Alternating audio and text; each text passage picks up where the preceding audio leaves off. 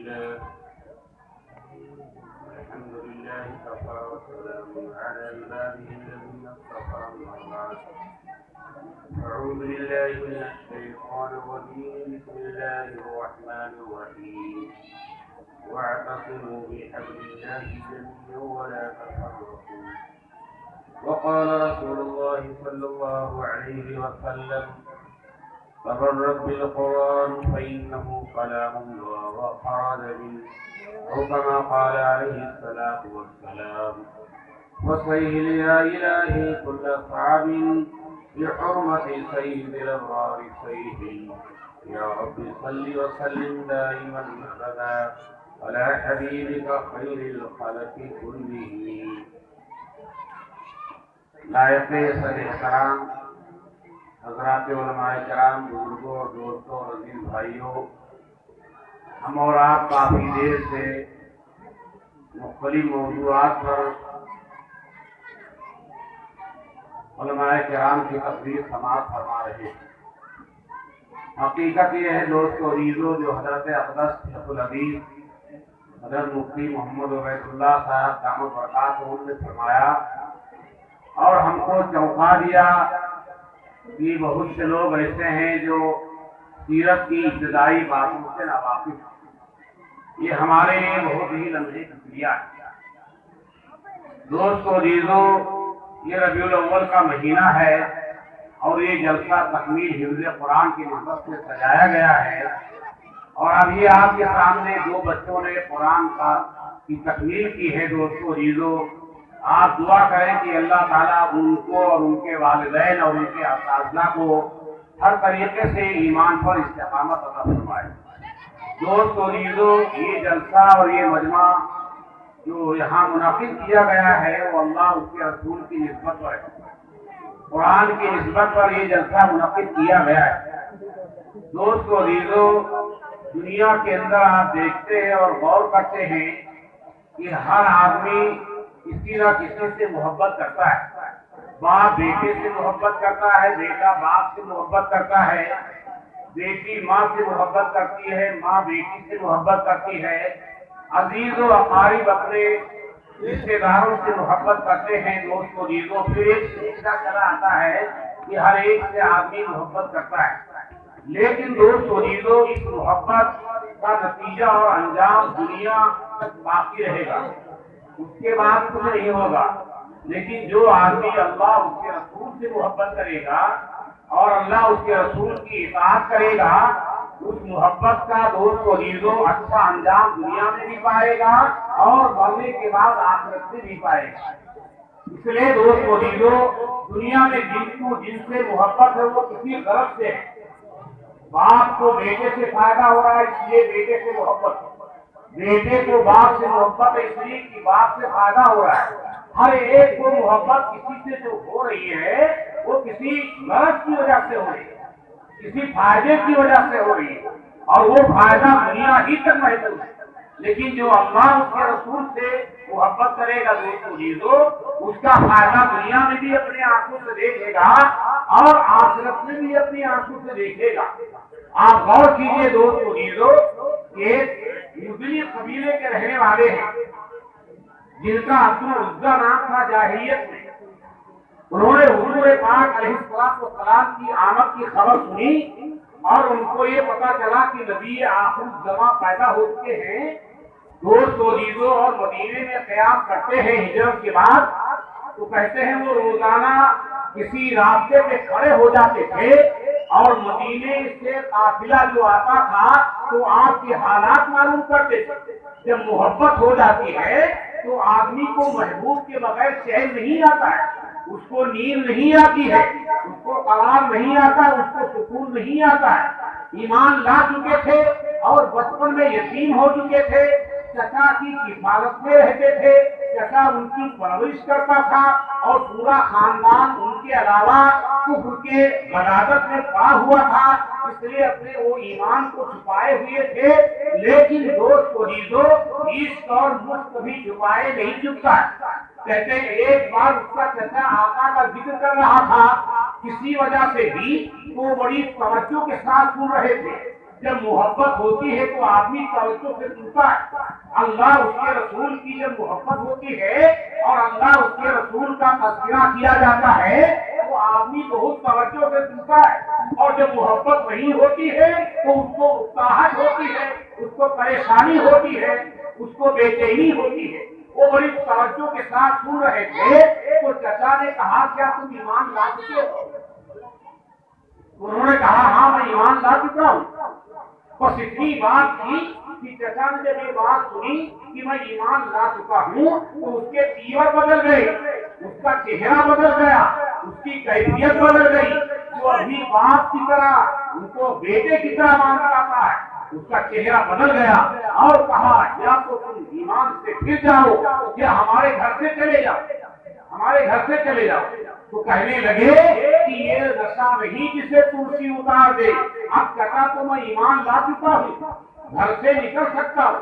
کہتے ہیں جب گھر سے نکلنے لگے تو چچا نے وہ کپڑے اتروا لیے جسم سے. آپ دوست کو لیجو اگر غیر کپڑا اتارے تو اتنی تکلیف نہیں ہوتی ہے, جب گھر والے کپڑے اتارے تو بڑی تکلیف ہوتی ہے. لیکن اللہ رسول کی محبت ان کے دل کی گہرائی میں جسم کے ریشے ریشے میں شرائط کر گئی تھی.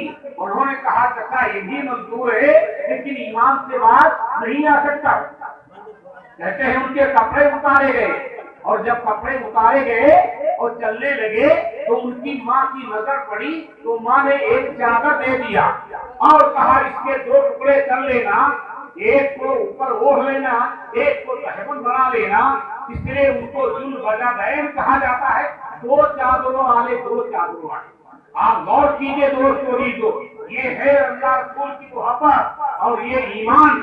آج ہمارا ایمان اتنا ناقص ہو چکا ہے, اتنا کمزور ہو چکا ہے, اتنا زور پا چکا ہے کہ اللہ اکبر جب مؤذن آواز دیتا ہے کہ اللہ سب سے بڑا ہے اور مؤذن یہ کہتا ہے الصلاۃ خیر من النوم, اے سونے والے نماز نیند سے بہتر ہے, تو ہمارا ایمان اتنا کمزور ہو چکا کہ ہم کو چارپائی پر رکھنے پر ہمارا نہیں کرتا کہ وہ اللہ کے گھر میں آ جائے.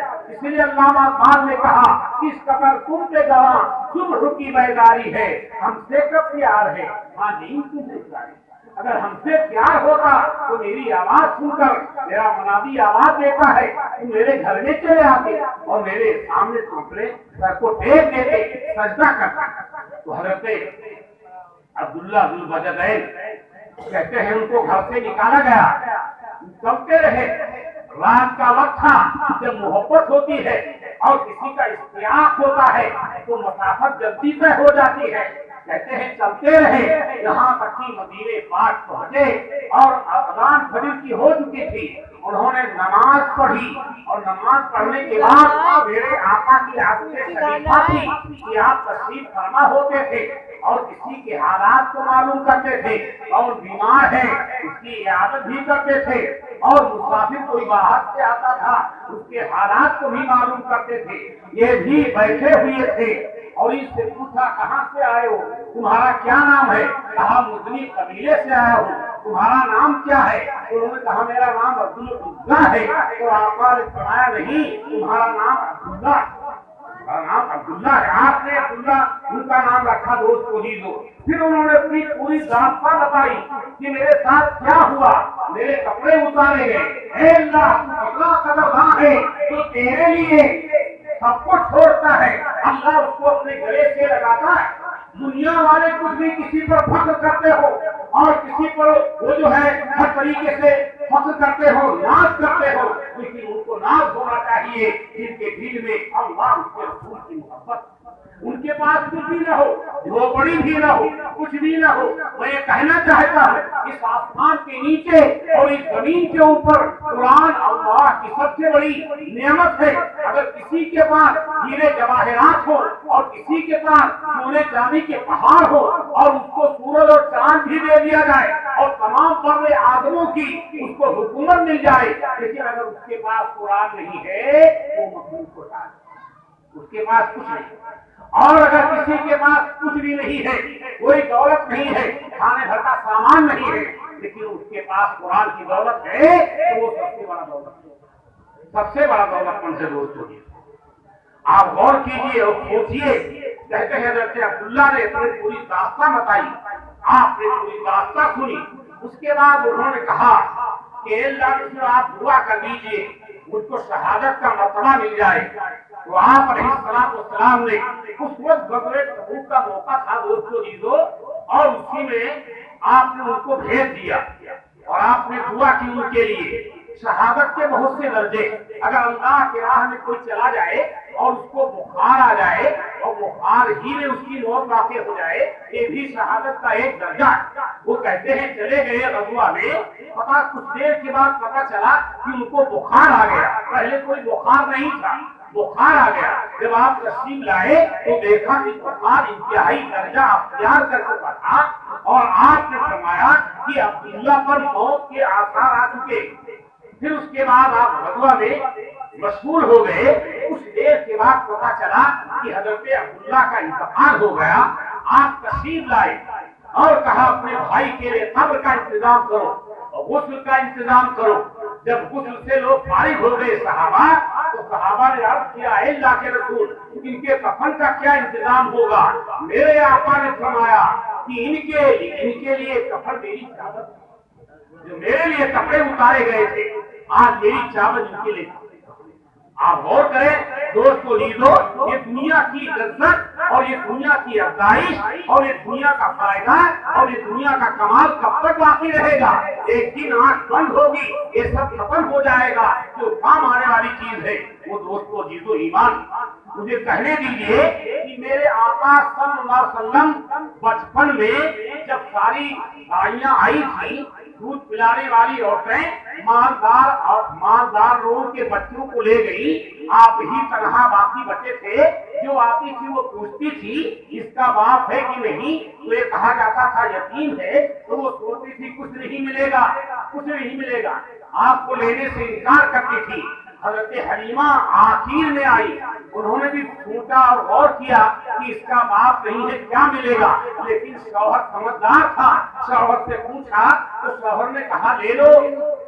تنہا کیوں واپس جاؤ گی, تنہا کیوں واپس جاؤ گی؟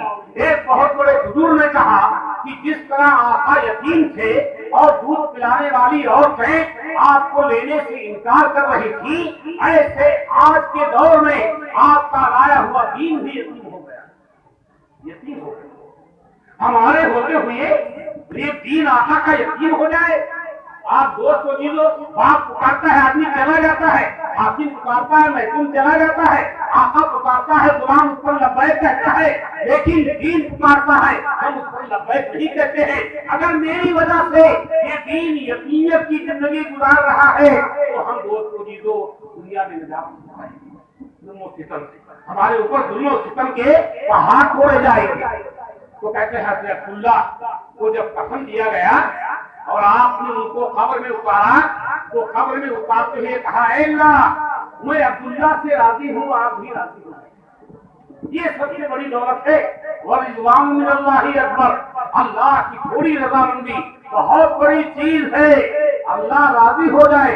ہم نماز پڑھتے ہیں تاکہ اللہ راضی ہو جائے, ہم زکات دیتے ہیں تاکہ اللہ راضی ہو جائے, ہم حج کرتے ہیں تاکہ اللہ راضی ہو جائے, ہم صدقہ کرتے ہیں تاکہ اللہ راضی ہو جائے, ہم بھوکوں کو کھانا کھلاتے ہیں تاکہ اللہ راضی ہو جائے.